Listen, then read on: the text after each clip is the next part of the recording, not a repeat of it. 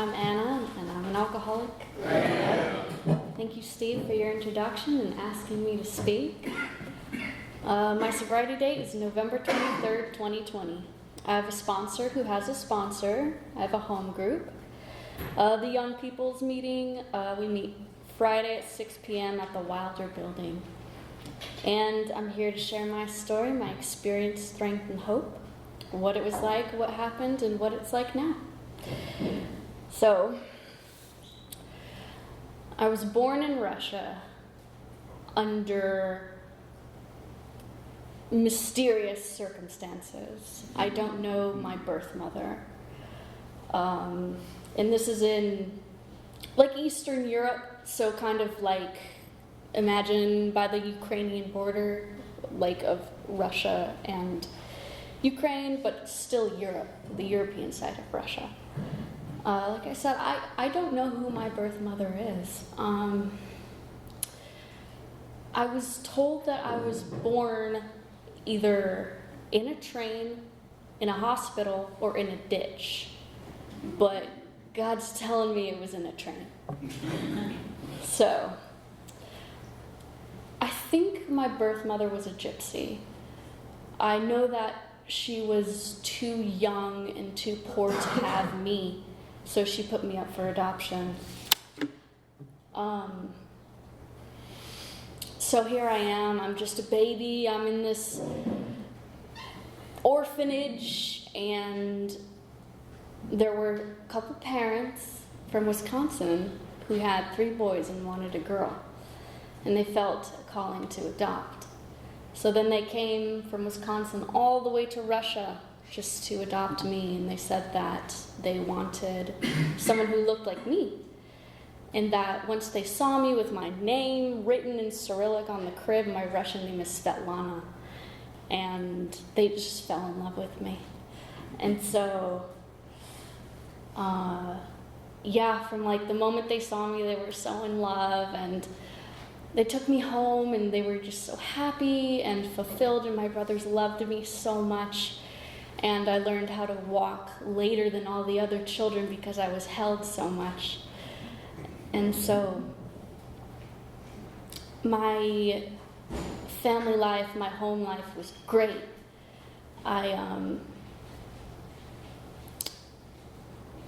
My family was very healthy. My parents didn't drink, and neither did my brothers really. They didn't. Alcohol and drugs wasn't present in my family. I was raised with my 2 sisters, who were also adopted from Russia. So they went 3 separate times and adopted my sisters. But they're from Siberia, like the Asian cold part of Russia, not Eastern Europe. And so I grew up with my 2 sisters, 3 little Russian girls. And so I was raised Catholic, and I loved it. I loved everything about the Catholic religion, and I still do. I remember going to Mass super young and just being fascinated by how terrifying it was. And I just loved being in this massive building with all this art and music that was just so loud and droning and mysterious, and a lot of the like romantic art, especially there was a little bit of like something wayward about my fascination with the Catholic religion, because I really liked how they romanticized death and sadness. So like, for example, like the cross, Jesus dead on the cross, or like statues of him all lacerated and blood, and the consecration of Jesus's blood. So I had like this weird thing with blood, and then sadness, like Mary's sorrow, and depictions or statues of her with tears and mourning and turmoil and agony. And I loved the prayers in Catholicism. I thought they were very poetic and sad, and especially those dedicated to Mary, that just really hit her inner turmoil and praises. My favorite thing about churches were little sanctuaries, small ones with like candles that were all around me, and I think about me like 6 years old in these environments, and I loved all the different colors and the candlelight and how intimate it was, and it was so dark, and there was an idol at the front, and you just sit there and kneel and worship this idol, and it was just quiet. And so that really stuck with me, was being in a small sanctuary like that and worshiping something in the dark. So I would go to Mass, and I loved it, and my relationship with God was great. I regarded God growing up as, like a father, and someone who gave me rules because they knew that it would keep me safe, and someone who loved me unconditionally. And I returned that unconditional love to God. We had a great relationship. It was like a best friend. I loved praying the rosary. I loved having small little ornate Gothic little trinkets. I loved dressing in lace to go to Mass. And the ritualistic aspect of baptism or communion. I loved how the congregation would say everything at once, and it sounded so haunting. And so here I am with this little fascination. I was reading books as a kid. I loved really Gothic stuff, kind of stuff with writing that was very intricate, and an author with a certain voice that really spoke to me. I loved fantasy books, and I would read books for just a long period of time just on the floor. And I remember as a kid I had this glass bookcase so I could see all of the books, and it was just so full, and I was always getting new books, and my mother would read to me, and my favorite was Charlotte's Web. And I loved Charlotte so much because she was a writer and a good friend. And she really spoke to me. So I grew up loving spiders. And it was a really good, happy home life. I was happy. I was healthy. My sisters were always with me. My parents cared for me. And my parents had this love that was so interwoven and strong. And they felt that same way for me. So growing up, around middle school, I was social. I could make friends, but I could never keep them. And in high school, it was kind of the same way. I was just a little awkward. There was something that was off. But I was nice. And then getting a little older, I went to college, but I was depressed, so I dropped out and I lived with my parents. At this time, I was 19. And then the greatest thing in my entire life came to me, and it was red wine.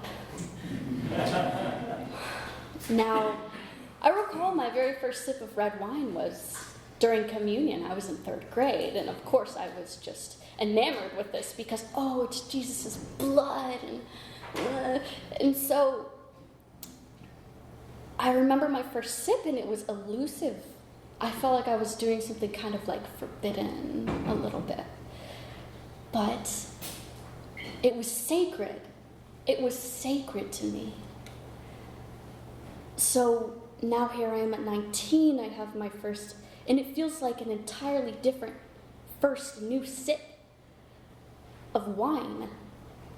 And I fell in love. And so the first thing I did was I took it home, and then there started 2 years of agony. Now, I only drank for 2 years, but it was 2 very intense, severe years of drinking. What happened was, I locked myself in my room and I never left. From the moment I took that first sip, I didn't want any interaction with the rest of the world because alcohol was mine. And no one else knew it. No one else worshipped it like I did. No one else had the same relationship with it as I did. I would shroud myself in darkness. I'd put up blackout curtains, and I locked the doors. I would light candles and drink from the bottle. Now, I only left my room, trying to guess, to get more alcohol. So what I did was I would go out the window at night, had to be at night, and go to the grocery store, which was thankfully like 5 minutes away. And so I would just go in there, steal it, put it in this reusable bag, and then leave. And I would get about maybe 5 bottles of wine at a time, my surplus. And when I did this kind of stuff, I think that the evil spirits made it too easy, because I was being pushed by this force and everything was just a blur. When I would avoid all people and not even look anyone in the face. I had to get out of there as fast as I possibly could so that I could just be with alcohol again. So here I am finally back in my room with my bottles strewn on the floor and wine stains on the carpet, and I would play music from my record player really loud, and I would dance all night long and light candles, and I would just dance, sometimes with or without clothes, I don't know. And so I would have the bottle in my hand and drink, and every time I drank, it felt like the lips of an angel. Remember, this was a very romantic relationship I had with it. It was a lover. And so it started getting destructive really fast.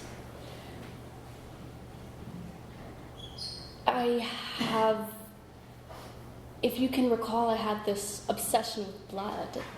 And so the time came for me to shed blood for alcohol, and so I just went into the kitchen and took a knife and just cut myself over and over, and I would have the blood bleed into the wine and drink the wine, and I was doing it all for alcohol. I would play with the candles, and I would pick up the candles and burn myself with them and pour the wax on my arms, my bloody arms, and on me, and because it hurt, and it was a good hurt, I was self-harming. And so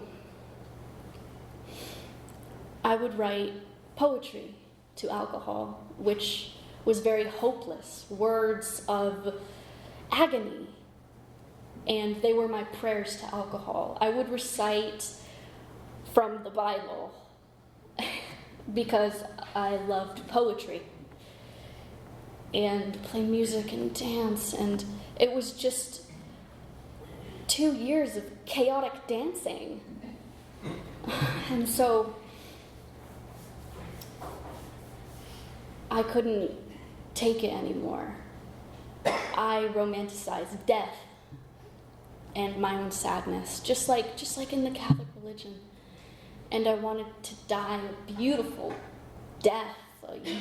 I was young, and everyone would remember my youth and beauty. And I found myself getting closer to that every day.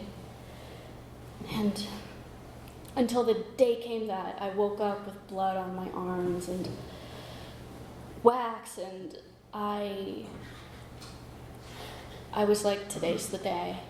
I'm going to kill myself. So I went out the window again, and I was sober this day, actually. This is my sobriety date, November 23rd, 2020. And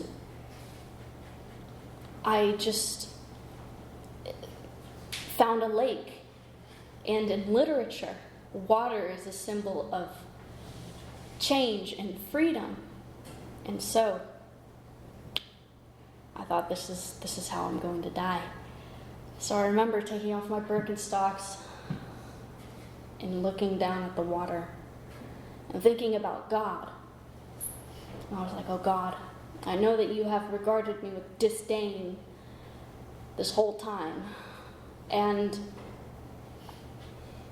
through my drinking, I just was so far away from him that it just felt not like something close to me, but just like an inkling in the back of my brain that he hated me.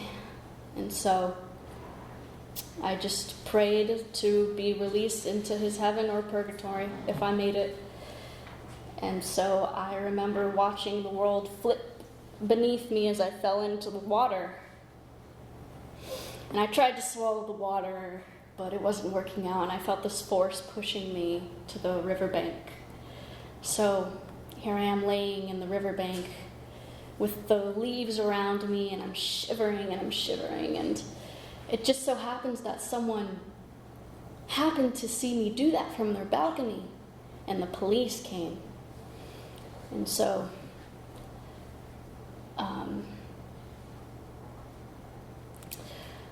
they scooped me up and took me in an ambulance, and here I am, I'm seeing people for the first time, and I'm like, what's happening? And so they lifted me into the hospital bed, and I was told that I'm only 90 pounds. And then I remember being in the hospital bed, and I was just so mad at God for letting me live. I was so mad at God, just staring at a ceiling that looked like that one right there. And the lights were off, and it was just very dim, and I just felt so much agony and anger. I've never felt so angry in my life. But then I called my parents, and they found out that I had been drinking this entire time. I'd kept it secret from them. They weren't very happy, and I was like, this is God and his anger to me. So then they served me dinner, and it was Thanksgiving, and I was like, it's Thanksgiving? I thought it was October. I had no idea all that time passed. And so I guess that's just a testament to how much of a blur all this was, and I didn't know day from night. So then I go to the psych hospital, and I realize why I'm there. Slowly, my life begins to return to me, and I can see straight. And then they take me to rehab, and that's where things changed for me. First, I don't think I wanted to be there. I was just confused that I was with people again, but I knew I had to get better, because I realized that God wouldn't have let me live if not for a reason. So what was that reason? I started to go to like the little sobriety classes and stuff they did at the rehab, just with a lot of thought. And then I remember being on the phone with my father, and he wasn't mad at me. He was hopeful for my recovery, and he told me that I can do anything I want in my life. And something about that clicked. I feel like there was a light bulb that went off, and there was a little trickle of light that was entering my world. And so then he sent me a journal with a compass on it, and I began to write every night. And as I wrote, it was daytime too, because I was like, oh, the sun. I wrote every day and night, and I realized I was talking to God. it was simple things. It didn't have to be too long, but I wrote about my sobriety and my unmanageability, and I wrote about my life, and this is me talking to God again. I'm slowly rekindling the relationship I had with Him when I was a child. And I came to realize that God wasn't mad at me. He was just sad that I had lost my way. And so, with that, I remember one night in particular, I saw the stars and they were so beautiful. And I went inside and I started writing, and the moonlight was streaming through the blinds that I started to keep open now. And something miraculous happened. I felt the touch of God, and it was so pure, and it felt like water running through me. And I just had never felt such a feeling of peace. There was so much peace and reassurance in that. And my hand was writing as this was happening, and of course I cried. And it felt so good. And so then after it just so gently, slowly faded away, I looked down at what I wrote, and what I wrote was, "This feeling I have here now is better than anything alcohol had made me feel." And so with that, I started to take this moment in rehab to really breathe and focus even more on my recovery. Because I was away, I was in the mountains, and it was beautiful, and there were trees, and it was snowing, and I was writing in the sun, and I would just sit out in the sun and look at it and feel it with the snow around me. And I was like, this is beautiful. And so, I also remember one time, one of the most profound things I've ever heard. I was with a staff member in their office, and we were talking about God because I was starting to rekindle this relationship with Him. And this was when I feared that He was angry at me. And she told me that, "Well, is your father mad at you?" I said, "No." And so then she told me that the perspective that we have with our fathers are how we see God. And so when I knew that my father was never angry at me, that really touched me. And I knew that God really cared about me. And I didn't feel sorrow for everything I did.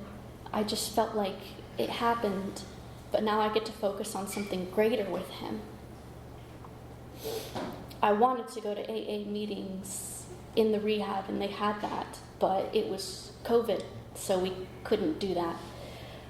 But they were giving me little worksheets about the steps, and I remember filling out worksheets for the first 3 steps. And looking back, I'm like, who else did these worksheets except for me? Like, because they offered it to every person. And I would play music. I don't know if you're familiar with the Shins, but that album, it's called Oh Inverted World. If you've heard that album, it changed my life, and I would write to that a lot. So, and I loved those lyrics, and I was seeing music in a different way. I was seeing music in light and not music as... I was dancing. I was dancing sober in my room. And this was just so miraculous because I could enjoy something I was doing, and I could feel every move and twirl and with a smile on my face and not tears. And so the time came for me to leave rehab, and I knew that I had to go to these AA meetings because I was filling out these worksheets that were asking me these very intricate questions and things that I was wondering. I was talking about with God, and so now I'm like, I want to hear this from other people. I want to talk about this with other people. So I went to There's a Solution in it was in Holly Springs. It's in Cary right now, but I remember trying to find a meeting, and I was very confused. And so I'm in downtown Holly Springs, and I'm driving, and I see all these buildings, but then I see a building with people drinking coffee and smoking cigarettes, and I was like, oh, that's it. So I go into the meeting, and there are people smiling, and they're shaking my hand, and I was like, okay, this is like a very welcoming place. And I thought that, are these other people like me? And I was like, if these are people like me, they seem very happy. At my first meeting, I realized that they were indeed people like me. And at first, I felt very possessive over alcohol. I was like, this is mine, and no one else gets to have it. This is my true love. But I guess that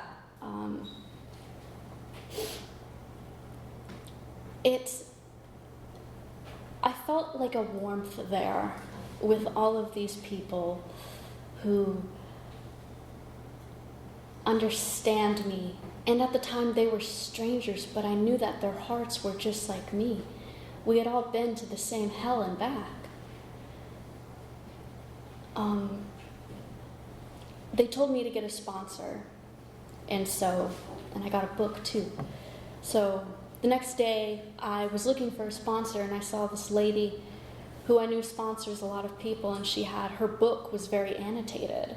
And I was like, yes, I love books and I love words, so this has got to be the person for me. I asked her, and I was super nervous, but she said yes. And we started doing step work. And so reading the book was amazing because, like I said, I love books, and I haven't read a book in like 2 years, and so this introduced my love for reading. And I was doing this with another person, and it was just very intimate, and she was telling me about her experiences, and mine matched hers, and our insanity matched each other. And so we were talking about step 1, how our lives had become unmanageable, and she was like, are you an alcoholic? And I recalled back to a time where I was laying on the floor with a wine bottle in hand, and the world was spinning before me. And I thought, this is not a normal relationship with alcohol. So then I told her, yes, I'm an alcoholic.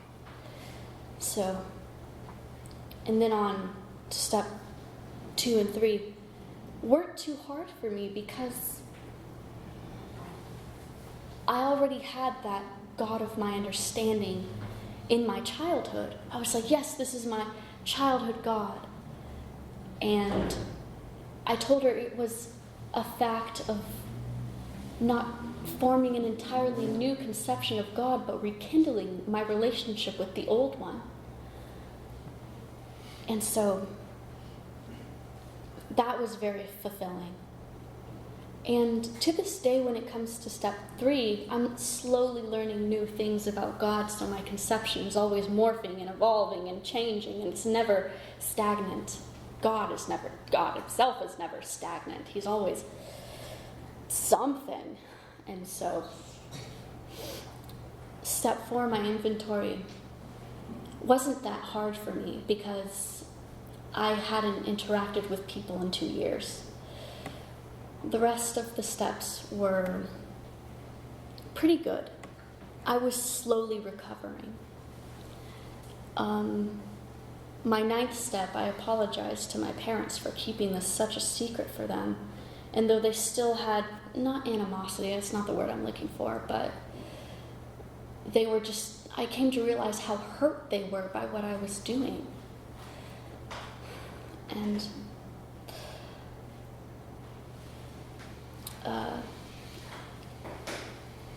doing the rest of the steps were pretty fine for me. I was still going to meetings, and I was making a fellowship with new people, And I was making friends with other young people my age who also had sponsors and were working the program.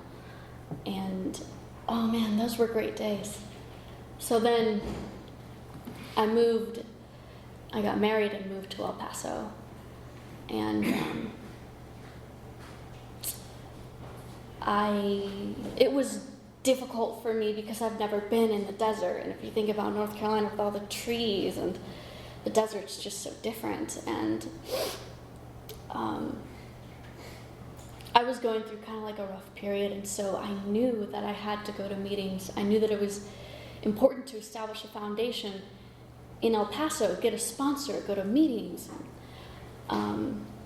because it was just such a dramatic change in my life. And I did the 12 steps again. And this time, it was very different. Steps 1, 2, and 3 weren't too hard. But step 4, and I chose this sponsor I had because I knew that she had a very thorough 4th step. And so I had been in the world a little longer, so I had resentments now. And I was slowly going through all these resentments I've had my entire life. And I came to realize that all of these resentments came from a shared fear of abandonment. And I told her, where'd that come from? And I realized that I think it was from my birth mother. Because she left me and I felt separated from her my entire life. I try to find her when I look in the mirror. And so she said, I think you have to do a 4th step on your mother. And I was like, yeah. So I did that 4th step. And I realized that, yes, indeed, she was poor, she was young, but she cared for me so much. And I'm sure that if she's still alive, she's still thinking of me. And I pray to God that at least she gets some comfort in knowing that I'm really happy right now and that I'm safe. But I still feel this separation that I don't know if it's ever going to be satiated. And it's a longing I have, and I think I will for my entire life. I wrote a letter to her asking about my conception, and I think that the circumstances were very horrific. But I know that I have her spirit. I have her spirit of joy, and I love to dance, and when I dance, I think of her too. And so,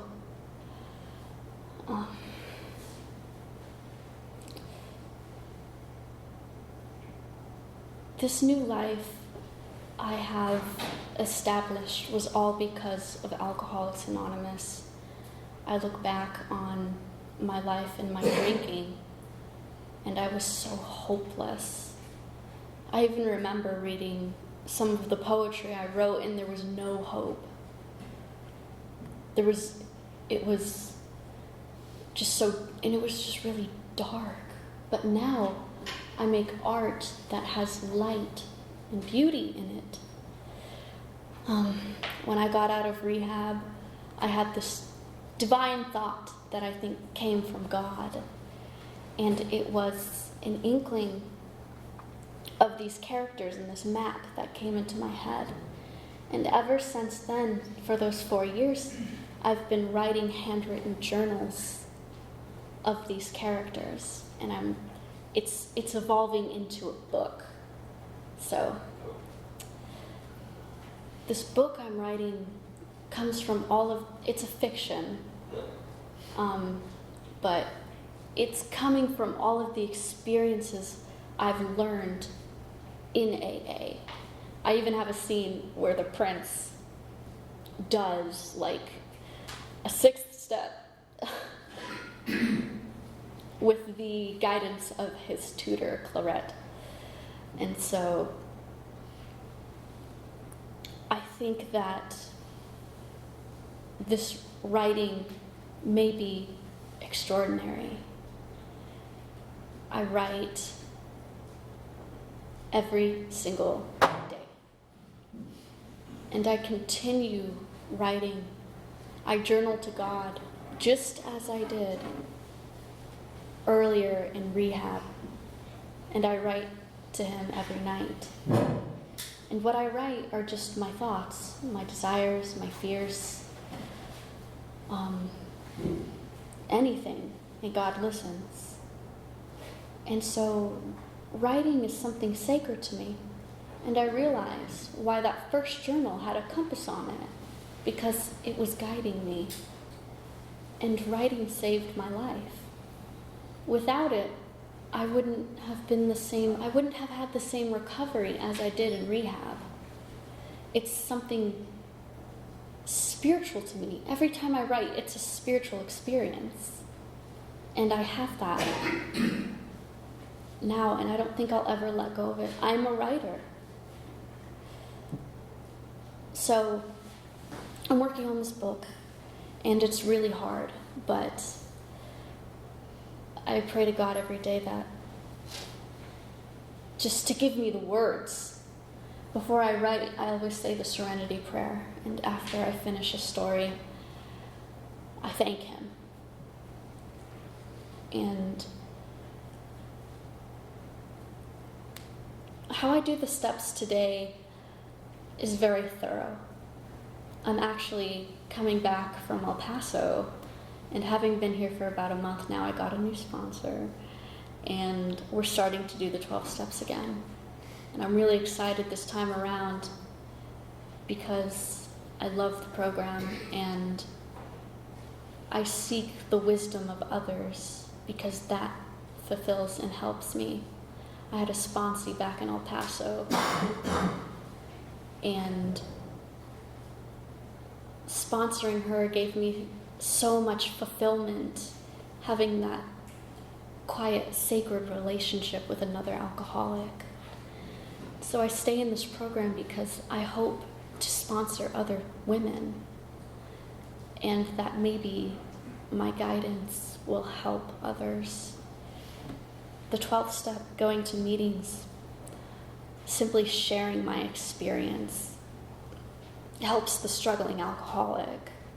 And I need to keep going to these meetings, working the program, doing step work, talking to my sponsor, calling my sponsor, because if not, I'm going to fall off. I love trains, so I'm going to fall off the train tracks.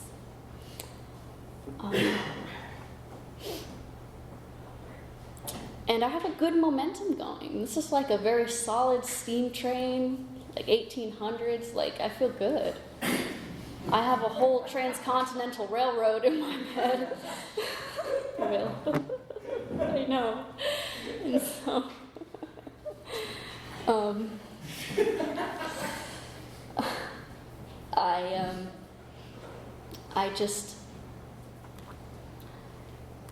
I hope I keep grounded in this program because the foundation I'm establishing here is so important.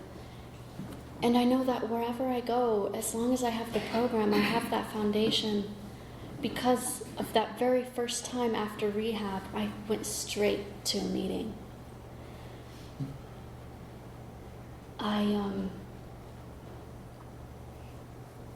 My relationship with God is great. I feel like I'm learning new truths about God every day. Things like that He is so infinite, or that He's so gentle, and things like that, bless you, that He exists in this other dimension and has created everything and is all-knowing and is majestic and large and ineffable, and this thing loves me, of all people. Like, how could that be? If not for the program, then how would I have this relationship with something like that? And I was reading the doctor's opinion just earlier, and it made me realize that, yes, it certainly is only that's step 2, only a higher power that can release me from my addiction, because God knows how destructive and terrible that was. Can I get a time check, please? 7:48. Thank you. I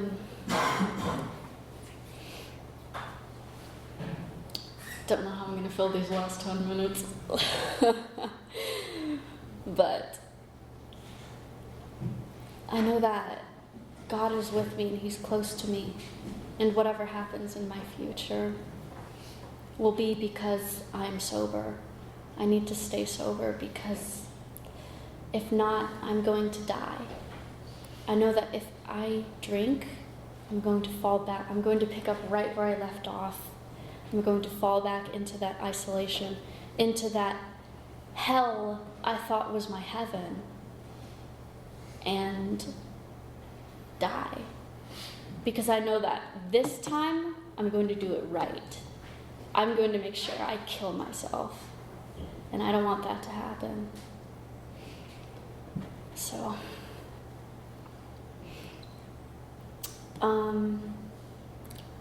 I don't believe in words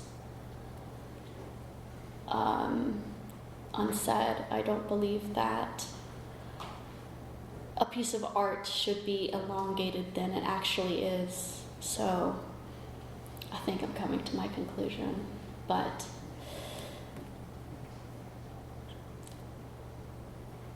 I owe my life to this program of Alcoholics Anonymous, and all the people here today are just like me, and it's saved like each and every one of you.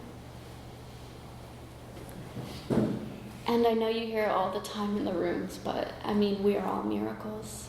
I should not be standing here in front of you right now. And I have hope and joy in my life. I love to dance. I loved dancing barefoot in the desert back when I was there and getting thorns in my feet. And I love looking at the stars and thinking about God. I love looking at the sun and feeling the sunlight on me. I love being with other people who I see not sometimes as a body but a spirit right before me. And I love this room of shared recovery. I love that I'm able to do the 12th step. I love that I'm able to do the 10th step every night when I journal, asking myself, was I dishonest? Was I resentful? Was I afraid? Was I thinking about myself most of the time? Was I thinking of what I could do for others? What could I have done better? And constantly working on myself. I think the steps are written in such a perfect way, and I heard that Bill, when he was writing the steps, had that same spiritual phenomenon I had when I was writing during my spiritual experience. And that those words that you see right there are perfect. So those are the steps I follow, and I don't think I'll ever stop doing the 12 steps. I want to keep the train tracks going. And so I know that this next time, as I'm on step 1 again. As I'm doing the 12 steps again, I know this won't be my last time. I know that I'm going to be in AA for the rest of my life, because that's necessary for me.